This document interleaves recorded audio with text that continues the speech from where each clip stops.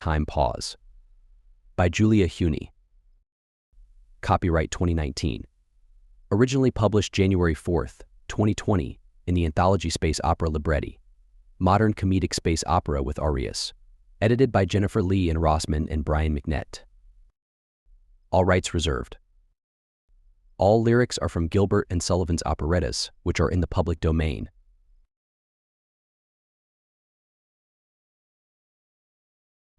The door slid shut behind Dr. Ignacio Rivera, trapping him in a tiny, quiet room with the time cop. Rivera cleared his throat. "How fast was I going, officer?" he joked, his voice unconvincing even to himself. The cop's eyes twitched, as if she'd thought about rolling them, but restrained herself.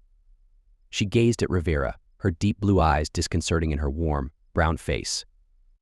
Her dark hair strained to escape from the heavy knot at the back of her head. A few crinkly wisps celebrated their freedom, waving around her oval face. "You aren't under arrest, Dr. Rivera," she said. Her smoky voice sent a little frisson of fear up his spine, but he wasn't sure why. On second thought, he knew exactly why. He was terrified. A windowless van had pulled up in front of his home this morning. Local police had knocked on his door and suggested he accompany the federal agents in the van. Although he was a legal citizen of the country, he had been profiled on more than one occasion. He'd never had federal agents come to his door before, though. The words of a Gilbert and Sullivan song whispered through his brain. "He's got him on the list, he's got him on the list.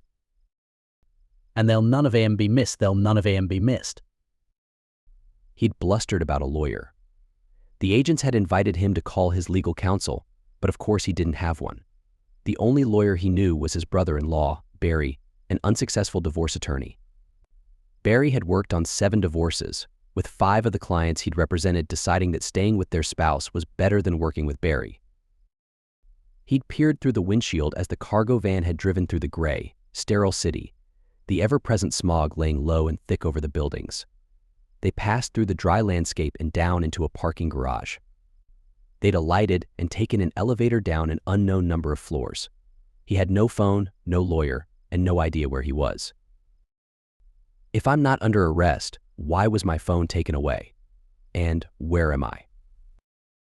"You're in the headquarters for the Temporal Restoration Service," the unsmiling woman said.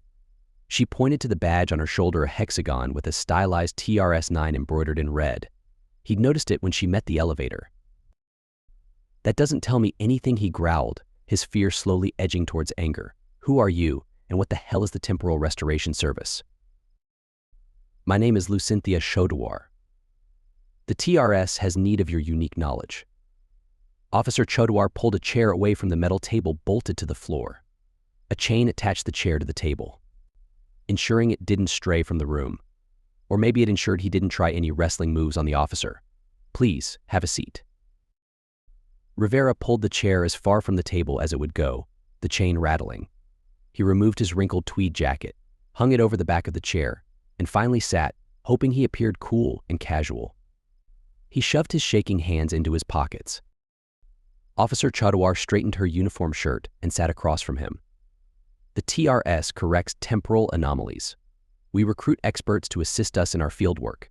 Your extensive research of the late 20th century United States makes you an ideal candidate for our current mission." "Fieldwork," Rivera repeated. "Temporal anomalies. Late 20th century mission. Are you trying to tell me we're going back in time?" He laughed nervously and looked around the room. "Where's the hidden camera?" "This is not a joke, Doctor." Officer Chodawar fixed her intense blue eyes on his. "The mission of the TRS is to interface with temporal nodes and rectify temporal errors." "Right." Rivera looked around the room again, then back at the officer. "I'll play along. How do you find a temporal error? Presumably, we only remember the history that actually occurred, so how do you know when something occurred incorrectly? Or do you just guess?" "That's not my area of expertise," Chodawar said. "The research and planning department figures out what needs to change. Operations, that's us, make the changes happen. I just do what I'm told to do." Sure. Rivera relaxed against the metal chair. "It seemed this might take a while, so what do you need me for?" "My current mission requires me to interface with a temporal node in 1982, in a town in what was then the Western United States. Your expertise in that era will help ensure I don't make any obvious mistakes. The slightest change can affect history. Yeah, I've read the literature, Rivera said. H.G. Wells. The Time Machine. Asimov's The End of Eternity, Gabaldon's Outlander. Those are novels, Dr. Rivera. Rivera waved a hand. If we're going back in time together, call me Nacho. And you can't blame me for looking to pop culture. There isn't a lot of scientific literature on the subject. In fact, this sounds like the plot from one of that era's comedy movies. Please tell me we're using a hot tub to get there. Officer Chodouar looked down at her hands, taking a deep breath. I hate this part, she muttered. Her jaw clenched and she looked up. Yes, we're going back to the 20th century, and no, we are not taking a hot tub. We're taking a time gate. Rivera threw back his head and laughed. A time gate. Of course, why didn't I realize? Chodouar narrowed her eyes and glared him into silence. The woman had a truly unnerving stare. We will take the time gate to Tacoma, in Washington State, on June 7th, 1982. It was a mid-sized port town at the time. We will prevent Andrew Leithauser from buying a ticket for the movie Star Trek II. The Wrath of Khan. Rivera broke in. We're going back in time to keep a kid from seeing the immortal Khan? Don't tell anyone, but Spock dies in that one. Chodouar's nostrils flared. Rivera held up his hands in surrender. Sorry, please, go on. We will prevent Mr. Leithauser from purchasing his ticket, using whatever means are at our disposal. We will then return through the time gate to our own time. She pointed at the floor of the cold, empty room. Right, and this time gate will take us 120 years into the past, as well as several thousand miles away. Are you sure it isn't a Stargate? Chodouar nodded, once. And by preventing Mr. Lighthouse from seeing the Wrath of Khan, we will save the universe. Rivera struggled to keep his face straight. If Chodouar's eyes narrowed any further, she wouldn't be able to see through them. I don't know about the universe, she said. TRS-9's mission is global warming. Other teams have different missions. R&P says preventing Mr. Leithauser from seeing this movie will somehow decrease climate change. We make tiny changes that lead to bigger changes.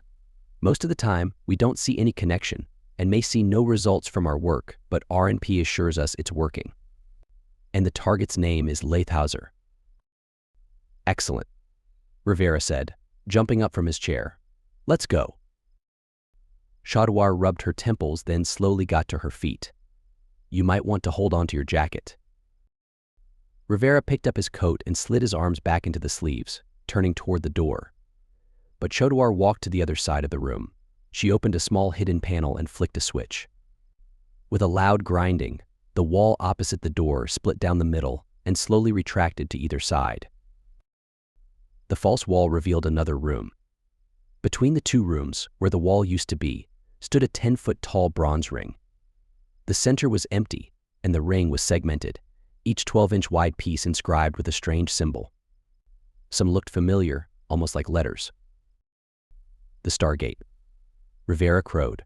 He whirled to Chodouar. You didn't tell me you have a Stargate. It looks so much smaller in real life. Do O'Neill and Teal'c know it's here? He laughed loudly. Who put you up to this? Was it Thomas and Al Hirsch? They're old sci-fi buffs. Where's the hidden camera? I don't know who O'Neill or Al Hirsch or those others are, but you are correct that there is a camera. She pointed to a dark dome in the ceiling.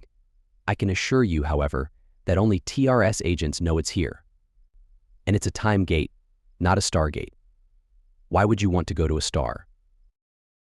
This is awesome, Rivera said.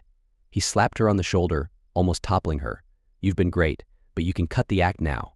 You got me. Does the Stargate really spin? Chodouar heaved another sigh. Don't be ridiculous, of course it doesn't spin. It sucks. She flipped another switch and wind roared through the room, tearing at Rivera's hair and clothing. The chairs flew off the ground, flying toward the time gate. With a crack, they reached the length of their chains. They hung in the air, sucked toward the dark maw of the time gate. The smell of ozone filled the room. Chodouar glanced at Rivera, a small smirk playing around her lips. Rivera stared at whirling, seething dark inside the gate. Slowly, he pulled a piece of lint out of his jacket pocket and let go. It whirled into the gate and disappeared. He tore his eyes from the gate and looked at Chodawar. Shouldn't we change into period costumes or something before we go?" he yelled. She smiled, grabbed his hand, and launched them both toward the gate. Rivera somehow got his feet underneath his body before he slammed into the ground. His eyes watered. The space around them was dark and dry. The faint smell of motor oil wafted to his nose. Heat rose from the asphalt beneath his feet. Despite the dark, Rivera could see surprisingly well. He appeared to have landed in an alley between two tall buildings. An abandoned car, tireless and graffiti-covered, cowered nearby. A black cat sat by the brick wall, almost invisible in the shadows, except for its bright eyes. Rivera turned, looking for Chodawar. "You can see why we didn't need costumes." Her voice whispered behind him, sounding different somehow. He jumped and whirled, but she wasn't there. Something brushed his leg, and he spun again. Laughter made him whip back around. "Stop chasing your tail, we have work to do." The voice came from the cat. You're a cat." Rivera spluttered. "So are you," the black cat replied. "What the hell?" Rivera stared down at his furry gray chest, his black, fluffy feet, his restless tail. "I have a tail," he wailed. "Calm down, Mr. Fluffy Boots." Chodawar said, "This is how time travel works. No one knows why, but if you go back in time, you arrive as a cat. It really explains a lot about felines, if you think about it." What happens if you go forward in time?" Rivera asked, trying to figure out how to control that damn tail. "You become a cockroach," the cat said with a shrug. The whiskers flicked. "Just kidding. You can't go forward. The time gate only goes backward." "Then how do we get back? I don't want to be a cat forever." The black cat stalked over to him and batted him across the nose. "Pull it together, Nacho. We come back here, and we use the portal." She flicked a paw against the bell hanging from her collar. It jingled tinnily. "This device lets me signal when we're ready to go. We have to be here, in this exact spot." "Why do you get a collar and I don't?" Rivera's fur stood out from his body. "What if we get separated? What if I don't make it back?" "Don't get a hairball." Chodawar raised her paw again, and Rivera danced back. "If we don't call within 48 hours, the ops tech will check on us. And again, every 48 hours until they find us. If we get separated, just come back here and wait." Rivera sat down, his tail flicking back and forth in agitation. "You could have warned me about this whole cat thing." Chodawar yawned.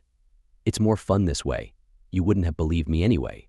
She stood and turned toward the mouth of the alley. "Let's go, we have work to do."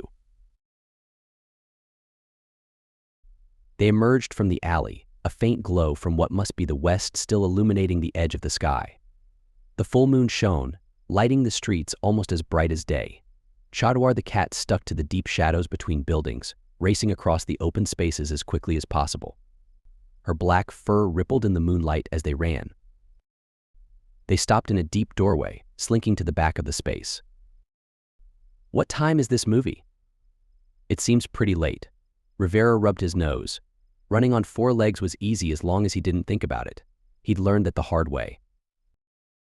"We cut it pretty close," Chodawar admitted. "The movie is at 10:30. It's about 9:15 right now." Rivera cocked his head. "How do you know?" "Mickey Mouse watch." She looked at him. "Because we're cats." "Mouse watch. It's a joke." "No?" He gave up. "I know because we were scheduled to be dropped at 9.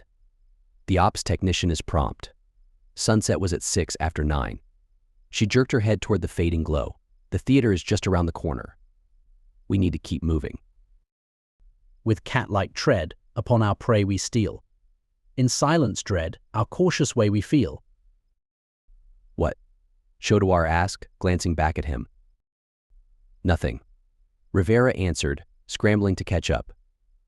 Gilbert and Sullivan songs pop into my head when I'm nervous, or excited, or bored. They aren't from my era, but they're apropos in any time. Chodawar gave him a cat-like stare and stalked away. Rivera followed Chaudhary out of the alley, down a couple streets, to the street in front of a movie theater. She ran to a small tree in the sidewalk across the street from the theater. Scrambling up the trunk, she stretched out along a limb, settling in to watch. "Come on up," she called. Rivera sat at the foot of the tree, one paw lifted. "How do I make the claws come out?" In true cat fashion, Chaudhary ignored him. Rivera focused on his paw, willing the claws to appear. Nothing. He slapped a paw against the tree. Nothing. He lifted his other paw and promptly fell over. "Would you behave like a cat, please?" Chaudhary hissed down at him. "If you'd run me through Cat 101 first, I'd be better at this. Besides, you aren't exactly acting like a feline. Cats don't talk." He rolled onto his back and batted at his rear feet. Still no claws. "That's better," Chaudhary said. "Don't worry about the talking. You aren't speaking English." Rivera froze, gazing up at her. Then he shrugged. "Sure, that makes as much sense as anything else tonight. What are we speaking?" "Cat. To humans, we sound like cats. Just run up the tree," Chaudhary said. "Don't think about it, just run." Rivera ran. He did great until he got halfway up and realized he was climbing just like a cat. At that thought, his claws retracted and he fell. Luckily, a cat always lands on its feet, and his furry body performed correctly in spite of his analytical brain. "I think I'll just stay down here." Rivera stretched out on his belly in the thin grass, head resting on his front paws. "So what's the plan? How will we stop this guy?" "TRS-6 is stealing his wallet," Chaudhary said. "If they fail, getting hit by a car usually works pretty well. You can just run across the street when he arrives, since you're down there." "What? I don't want to get hit by." Rivera stopped mid-rant. "Hey, you said I was coming along for my 20th century expertise. Getting hit by a car is not part of my skill set." Chaudhary stretched, the epitome of unconcerned feline. "What do you suggest, expert?" Rivera paced around the tree, thinking. Late 20th century. High dependence on petroleum-based fuel and personal conveyances. Before the internet, so he won't have bought his tickets yet. Heavy beer-drinking culture, but the beer was wimpy. The coffee fanaticism doesn't start for another 20 years. "How old is this guy?" The cat on the branch shrugged. Rivera could see each hair on her body ripple in the moonlight filtering through the leaves. Cat vision was amazing. Rivera snapped his fingers, or tried to snap them, but instead his claws popped out. "Oh, that's how you do it. These things are really delicate, aren't they?" He admired his claws for a moment, making them retract and extend. In, out, in, out. "Focus," Chaudhary hissed. "It's getting late. He'll be here any second. How are we going to stop him?" "Do we need to stop him from buying a ticket, or just stop him from seeing the movie?" Rivera asked. Chaudhary's ears twitched. "Excellent question. Either one will work. Do you have a plan?" "I have an idea." The two cats raced across the street again, dashing into the shadows along the side of the movie theater. Rivera led the way along the side wall to the back of the building. "We need to find the electrical box." "What are you going to do?" Chaudhary ran behind him, watching the rear. "The movie can't run if we cut the power." Chaudhary abruptly sat down. "And how are you going to do that, genius?" She lifted a paw and contemplated it. "Crap." Rivera turned and stalked across the narrow alley at the back of the theater. "How are we supposed to do anything without opposable thumbs?" he wailed. Dogs barked nearby. Rivera's fur stood on end. His back arched. "Keep it down.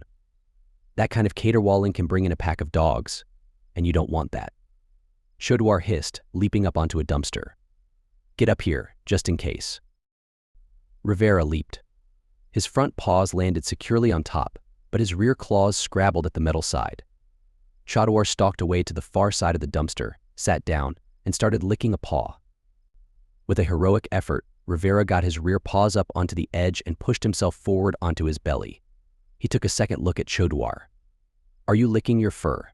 That's so gross." She licked her paw again and swiped it over her ear. "It's pretty normal for cats. You might like it? He looked at his paw and felt an urge to follow her example. Ew. You think too much. This won't work if you try to analyze everything. Just be. She licked her fuzzy stomach. Be the cat, and the answer will come to you. What are you? Some kind of Yoda cat, he stretched out along the edge of the dumpster, his claws kneading at the metal lid. Chaudhary purred. Be the cat. What kind of thoughts do cats think? Rivera mentally smacked his forehead. Don't think, you idiot. Just be. Easier said than done. Rivera gave up and rolled onto his back, staring up at the sky. He took a deep breath. Remarkable how clean the air smelled. A slight tang of ocean, a little motor oil and exhaust, a hint of fried food. But none of the choking smog so prevalent in his own time. Of course, this area of the continent had used hydropower rather than coal for electricity production. I've got it, he cried. Chaudhary twitched her tail. It's about time. Rivera clung to the pole, too scared to look down. What was I thinking? He moaned between clenched teeth. Would you listen to me? Chaudhary's voice floated up to him. Stop thinking. Just do. Muttering about Yoda wannabes, Rivera took a deep breath. Be the cat. He carefully retracted his front right claws and moved the paw up a few inches. Claws into the wood. Now the back foot. A fluttering distracted him. A bird. Right there within his grasp. He could almost taste the sweet bird flesh. He swarmed to the top of the pole, but the bird squawked and flew away. Defeated, he sat on the top of the pole, tail twitching. Darn bird got away. Then he looked around. I did it. He started to call to Chaudhary, but the long scrap of metal in his teeth reminded him of the mission. He carefully placed it on the top of the pole, under his paw, and sang, Another One Bites. He broke off, mid-measure. I should probably check the publication date on that song. Pretty sure it was early 80s. How about this? Volcanoes have a splendor that is grim, and earthquakes only terrify the dolts. But to him who's scientific, there's nothing that's terrific. Still sitting on the dumpster, Chaudhary ostentatiously ignored him. Fine. Rivera picked the metal up again. He leaned over and dropped it across wire and transformer. Kablam. Rivera flew into the air. He scrambled at the pole, trying to regain his perch. He caught a claw in the wood and clamped on with all four paws. With a yowl, he swarmed down the pole and under the dumpster. The scent of ozone and singed fur assaulted his nose. He rubbed his face with his paws, sneezing. His fur stood on end and smoke wafted up. He rolled on the filthy asphalt under the dumpster, trying to eradicate the acrid smell. Here, kitty, kitty, Chaudhary cooed. Rivera growled, deep in his throat. Come out, kitty, she said. Rivera hissed and spit. Chaudhary dropped down off the dumpster and flattened herself to peer underneath. Her blue eyes glowed in the dim light. Nice work, Doctor. You did good. Her tail whipped playfully back and forth. Rivera crept forward, his eyes fixed on the tantalizing tail. The urge to stalk and attack consumed him. Keeping low, he inched towards the mesmerizing appendage. Nacho. Time to stop being the cat. Chaudhary's voice intensified. Rivera pounced. In a flurry of fur and claws, Chaudhary leapt out of the way. The two rolled, hissing, paws batting, teeth bared. With a quick flip, Chaudhary pinned Rivera to the road, thunking his head against the asphalt. Rivera blinked, human memory trickling back. Did it work? Like a charm, Doctor. Lights out. Mission accomplished. Back in the original alley, Chaudhary leapt up onto the hood of the abandoned car. She reached up to the bell on her collar, flipped it up into her mouth, and crunched down. Spitting out the broken bell, she sat back on her haunches, unmoving, like an ancient Egyptian cat goddess. Come here. Rivera hopped up. He strolled across the dented metal and wove around her, rubbing his side against her. She narrowed her eyes and lifted a paw. Stop being a cat, she hissed. He ducked away, anticipating her nose swipe. When she put her paw back down, he sat next to her, carefully not touching her shiny black fur. They stared intently at the wall, as cats sometimes do. A spot at eye level seemed to waver, then a dimple formed. The disturbance grew, the brick crumbling away into nothingness. The vortex expanded, dark and swirling, in the middle of the wall. "Jump," Chaudhary cried, leaping for the gate. Rivera dove after her into the funnel of nothingness. The time gate sucked them in and spit them out in the windowless room. Rivera landed on all fours, his back arched, his teeth bared. 2 men in white stood by a gurney. Chaudhary gently grasped his arm and guided him upright. It's hard to transition back the first time. She nudged him over to the gurney and helped him sit. "Just lie back. They'll take you to the dock for a checkup and we'll debrief in a few minutes." She strode to the door and disappeared. 20 minutes later, Rivera sat on a tall stool at a bar.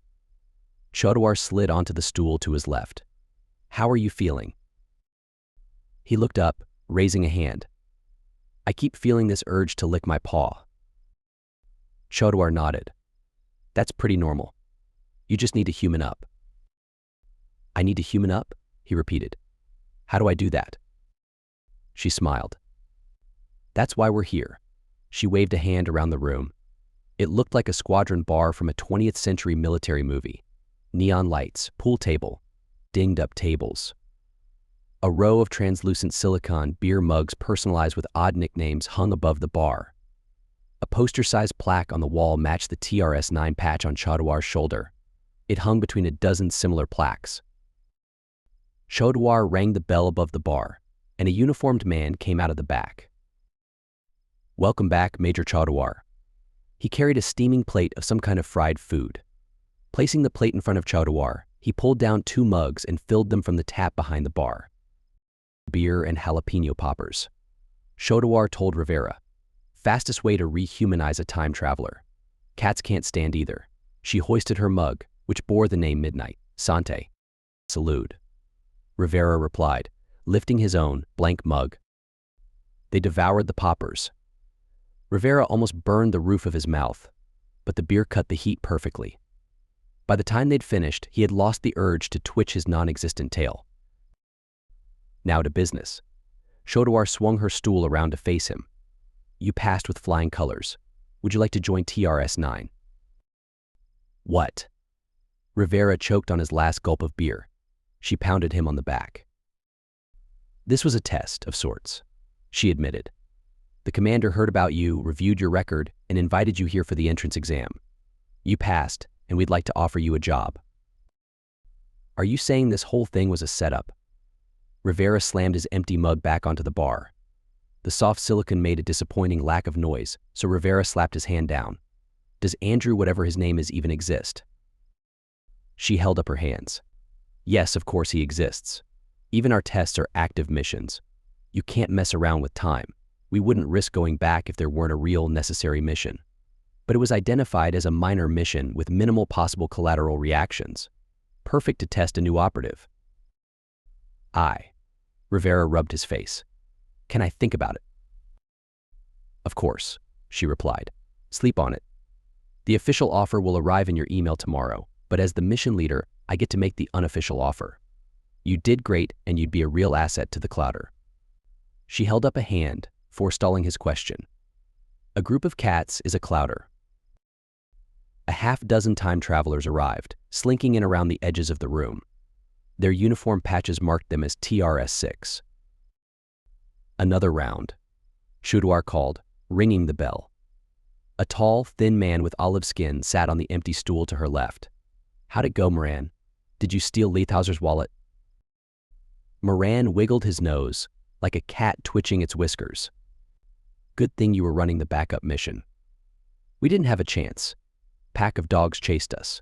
We spent the last 6 hours in a tree." Lightning fast, the man's hand swiped up and batted one of the hanging mugs, sending it flying. It spun across the bar and tumbled to the floor. Moran leapt up from his seat, clearly intent on chasing the mug. Chaudhary grabbed his arm, and he started. With a grin and a shrug, he sat back down, putting his hands flat on the bar until the steward brought another round. Rivera watched, eyes wide, as the team ate and drank, visibly regaining their human behaviors. They left the dark corners of the room, and some started a game of pool. It's kind of uncanny, he whispered to Chodawar. That's why the doctor prescribes a pint and a plate for every returning team. Come on, I'll take you home. They took the elevator up to the parking garage and climbed into Chodawar's car. She flipped the start switch and eased the little vehicle out into the street. Chodawar slammed on the brakes. It's raining. She squinted through the windshield. When's the last time you saw rain? Rivera shaded his eyes. I dunno. There were a couple of damp days last winter, but nothing like this. They climbed out of the car, standing in the pouring rain. Grass grew alongside the road. Huge trees towered in front of buildings. The air smelled fresh and clean. Water dripped down Rivera's face. What did you say is the primary objective of TRS-9? Correcting climate change. Chodawar answered, slowly. Did we do this? He asked, waving an arm. How could missing one movie cause this much of a change? Chodawar shook her head, her soaked hair plastered to her cheeks. I guess our little mission had a much bigger impact than anyone imagined. We should probably talk to the commander about this. Rivera yawned. Can't we do that tomorrow? I need a nap. A cat nap? Chodawar smirked. A snort escaped Rivera. Yeah, I've never really liked cats. They're always watching you, and they're never around when you want them. Now I know why. Don't worry, most of them are just felines, Chodawar said. Most of them? He asked quickly. As far as I know. She shrugged. So you'll come see the commander tomorrow? Does this mean you're joining the Clouder? Rivera half closed his eyes and looked away with supreme indifference. Chodawar grinned, satisfied.